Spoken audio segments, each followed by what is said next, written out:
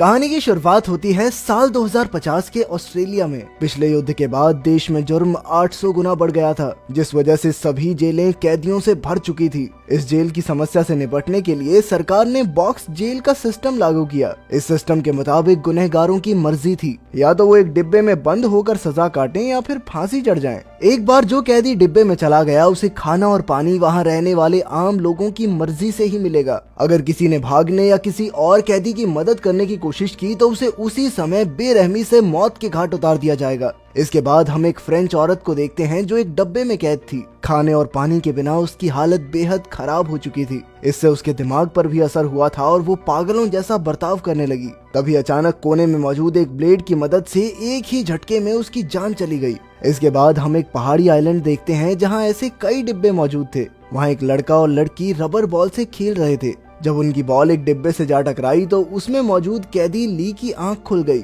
उसने देखा कि उसके हाथ और पैर रस्सी से बंधे हुए थे। उसने जैसे तैसे रस्सी खोली और डिब्बे के चारों ओर हाथ पैर मारकर बाहर जाने की मांग करने लगा। तभी स्क्रीन पर एक औरत आई और उसने कहा कि जज ने उसके जुर्म के लिए उसे 7 साल की सजा सुनाई है। इसके साथ उसे खाना और पानी भी आम लोगों की मर्जी से ही मिलेगा। ये सुनकर ली जोर जोर से रोने लगी और वो बार बार कह रही थी कि वो बेकसूर है। खैर अगले दिन ली की आंख खुली और उसने अपनी कटोरी बाहर निकालकर थोड़ा पानी मांगा, पर उसके आसपास कोई भी नहीं था। इसके बाद उसने डिब्बे के अंदर से बाहर निकलने का रास्ता ढूंढने की कोशिश की, मगर जहां भी वो छूती थी उसे बिजली का झटका लगता था। जैसे जैसे समय बीता उसका जिंदा रहना और मुश्किल होता गया। वहीं दूसरी ओर एक और डिब्बे में मारिया नाम की एक दूसरी कैदी थी जो भागने की कोशिश कर रही थी, पर तभी अलार्म बज गया और डिब्बे में लाल लाइट जलने लगी। अचानक छत से एक तीखी रॉड आई और सीधा मारिया के शरीर के आर पार हो गई। इससे मारिया की मौके पर ही मौत हो गई। फिर अगली सुबह ली की आंख खुली तो एक लड़की ने उसे कुछ दाने और पानी दिया। ली ने उसे समझाया कि वो बेगुनाह है, पर लड़की ने कहा कि इसका फैसला तो सरकार ही करेगी। इसके बाद ली ने मुट्ठी भर खाने के साथ कई दिन काटे, और एक दिन वो अकेलेपन से इतना तंग आ गई कि फूट फूट कर रोने लगी। उसकी जीने की तमन्ना पूरी तरह खत्म हो चुकी थी, पर वो मर भी नहीं सकती थी। वो रोते हुए चिल्लाने लगी कि आखिर उसने ऐसा क्या पाप किया था जो उसे ये सजा मिल रही है। खैर कुछ समय बाद ली ने इसे अपनी तकदीर का हिस्सा मान लिया और जैसे तैसे करके वक्त गुजारने लगी। वो अक्सर छेद से बाहर देखती रहती और फिर सो जाती। एक दिन उसने हाथ बाहर निकालकर वो रबड़ बॉल उठा ली। अब उसने बॉल के सहारे अपना टाइम पास करना शुरू कर दिया। खैर कुछ हफ्तों बाद एक ड्रोन उसका डिब्बा समुद्र से उठाकर एक जंगल में ले आया। इसके बाद हम एक दूसरे कैदी को देखते हैं जिसका नाम था जैक। उसे 5 साल की सजा हुई थी और वो आधी सजा काट चुका था। यहाँ 2.5 साल गुजारने के बाद उसे एहसास हुआ था कि उसे अपने कर्मों का यही फल मिलना चाहिए था। इधर एक सुबह ली के पास नीली फ्रॉक पहने एक लड़की आई। उसने ली से पूछा कि वो क्या कर रही है, तो ली ने कहा कि वो 7 साल की सजा काट रही है। लड़की ने उससे पूछा कि क्या उसने कभी विलियम शेक्सपियर की किताबें पढ़ी हैं। ली के मना करने पर लड़की ने उसे एक किताब पढ़ने को दी, पर ली ने किताब लेने से इनकार कर दिया क्योंकि सजा के दौरान किताबें पढ़ने की इजाजत नहीं थी। तब वो लड़की ली के करीब आई और उसे शेक्सपियर की किताब की कुछ लाइंस पढ़कर सुनाई। उसने ली को कुछ खाने को भी दिया और फिर लौट कर आने का वादा करके चली गई। इसके बाद हम देखते हैं कि इतने समय बाद किसी इंसान से बात करके ली को ऐसा महसूस हो रहा था कि वो स्वर्ग में पहुंच गई हो। बाद में जब उसने खाने के लिए पैकेट खोला तो उसमें छोटी सी किताब मिली। ली ने कैमरा से पीट करके किताब खोली तो पता चला कि ये विलियम शेक्सपियर की किताब थी। खैर फिर उसने पानी से अपने शरीर के जख्म साफ करके गंदा पानी बाहर फेंक दिया, मगर सीसीटीवी कैमरा ने देख लिया कि वो पीने का पानी बर्बाद कर रही है और इसीलिए उसके डब्बे को फिर से समुद्र किनारे भेज दिया गया। कुछ समय बाद वही लड़की ली के डब्बे के पास आई और उसने पूछा कि वो यहाँ वापस कैसे आ गई, पर ली ने जवाब देने के बजाय पूछा कि आम लोग इसका फैसला कैसे करते हैं कि वो किसको खाना देंगे और किसको नहीं। इस पर उस लड़की ने कहा कि वो तो यूं ही हर डब्बे के पास जाती है और कैदियों से बात करती है और फिर जो अच्छा लगे उसे खाना दे देती है। उसने कहा कि वो हर कैदी तक पहुंचने की पूरी कोशिश करती है, पर कई बार खराब मौसम की वजह से उसे रुकना पड़ता है। फिर बातों बातों में ली ने कहा कि तुम मुझे मेरी छोटी बहन की याद दिलाती हो। असल में ली की छोटी बहन की मौत हो चुकी थी। खैर इस सजा के दौरान उस लड़की की दी हुई वो छोटी सी किताब ही उसके अकेलेपन का सहारा थी, जिसे वो अक्सर कैमरा से छिपाकर पढ़ती रहती। फिर कुछ दिन बाद ड्रोन ने ली को एक बार फिर से किसी नई जगह पर भेज दिया। वहाँ रहने वाला एक आदमी ली के डब्बे के सामने आया और उसके सामने ही एक रसीला सेब खाने लगा। बेचारी ली भूख से तड़प रही थी, इसीलिए उसने इस आदमी से सेब की भीख मांगी, पर उस आदमी को ली पर कोई तरस नहीं आया। वो तो कहने लगा कि सभी कैदियों को बिना किसी रहम के मौत के घाट उतार देना चाहिए। खैर फिर उसने ली को एक ऑफर दिया। उसने कहा कि वो ली को सेब खाने दे सकता है, पर इसके बदले ली को भी उसके साथ शारीरिक संबंध बनाने होंगे। हालांकि ये कानून के खिलाफ था, पर ली से भूख बिल्कुल बर्दाश्त नहीं हो रही थी, इसीलिए वो मजबूरन इस चीज के लिए राजी हो गई। ली ने अपने कपड़े उतारे और खुद को उस आदमी के हवाले कर दिया।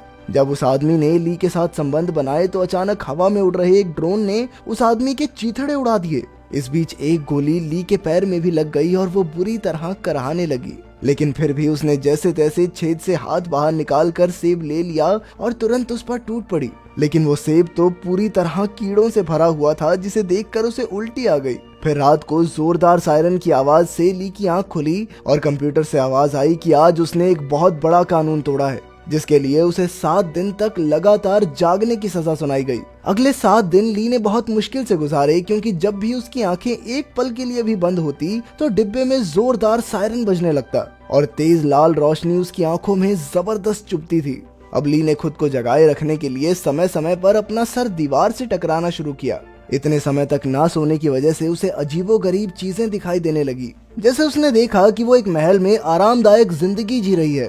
खैर किसी तरह 7 दिन गुजरे और उसकी सजा खत्म हो गई। आखिरकार उसके दिमाग को आराम मिला और वो कई दिनों तक सोती रही। एक रात उसे पटाखों की आवाज सुनाई दी और उसने छेद से बाहर निकलकर देखा। पूरा आसमान रंग बिरंगे पटाखों से जगमगा रहा था। असल में लोग आज नए साल की खुशियां मना रहे थे। नए साल की खुशी में सरकार ने डिब्बों में सजा काट रहे कैदियों को कुछ समय बाहर निकलने की इजाजत दे दी थी, पर जिनको कानूनी मामलों में सजा मिली थी उन्हें बाहर जाने की इजाजत नहीं थी। इसीलिए बदकिस्मती से ली एक बार फिर से अंदर ही घुट कर रह गई। फिर एक दिन एक बूढ़ी औरत उसके डिब्बे के पास आई और उससे बातें करने लगी। उस औरत ने बताया कि वो खुद भी इन डिब्बों में 15 साल सजा काट चुकी है। उसके उसी बुरे वक्त ने उसे एक मजबूत इंसान बना दिया। फिर बूढ़ी औरत ने ली की तरफ एक ब्लेड फेंका और वहां से चली गई। इसके बाद हम देखते हैं कि वही शेक्सपियर पढ़ने वाली लड़की एक बार फिर से ली से मिलने आई। पहले तो ली को लगा कि वो कोई सपना देख रही है, पर उस लड़की ने कहा कि ये सपना नहीं हकीकत है। ये सुनते ही ली तुरंत ही उस लड़की के पास गई।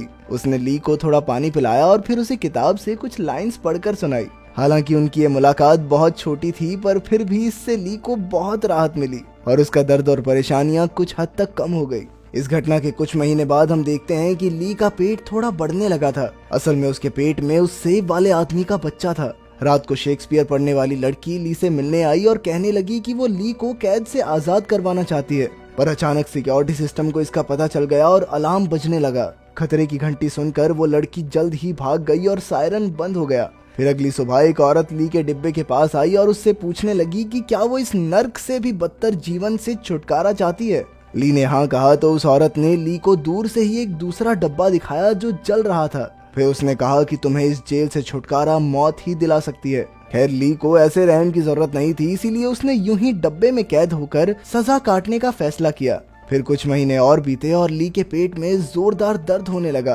काफी समय तक भयानक दर्द सहने के बाद उसने डब्बे में ही एक बच्चे को जन्म दिया। जब उसने बच्चे को अपनी बाहों में लिया तो मानो वो अपने सारे दुख दर्द भूल गई। पर उसकी खुशी ज्यादा देर तक नहीं टिकी, क्योंकि सिक्योरिटी सिस्टम को पता चल गया कि वहाँ ली के अलावा कोई और भी है। फिर डब्बे में एक गैस छोड़ दी गई जिससे ली बेहोश हो गई और जब उसकी आंखें खुली तो बच्चा गायब हो चुका था। ये देखकर वो पागलों की तरह रोने लगी और चिल्ला चिल्ला कर उसने अपना बच्चा वापस मांगा, पर उसकी गुहार सुनने वाला वहाँ कोई नहीं था। कुछ समय बाद ली के डब्बे से समुद्र की जोरदार लहरें टकराने लगी और तो और भयंकर बारिश की वजह से उसके डब्बे में पानी भी भर गया। ली ठंड से कांप रही थी और जल्द ही पानी की वजह से सिक्योरिटी सिस्टम भी खराब हो गया। इसी कारण वो ली को भी डब्बे के बाहर का कोई इंसान समझने लगा। जब सरकार के ऑफिसर्स को ये खबर मिली तो उन्होंने ली को आखिरी चेतावनी देकर कहा कि अगर ये बाहर का इंसान डब्बे से बाहर नहीं निकला तो उसे जल्द ही मार दिया जाएगा। वहीं बेचारी ली बढ़ते पानी में डूब रही थी। जल्द ही ली को दिया हुआ समय खत्म हो गया और एक ड्रोन उसका डब्बा उठाकर सजा के लिए ले जाने लगा,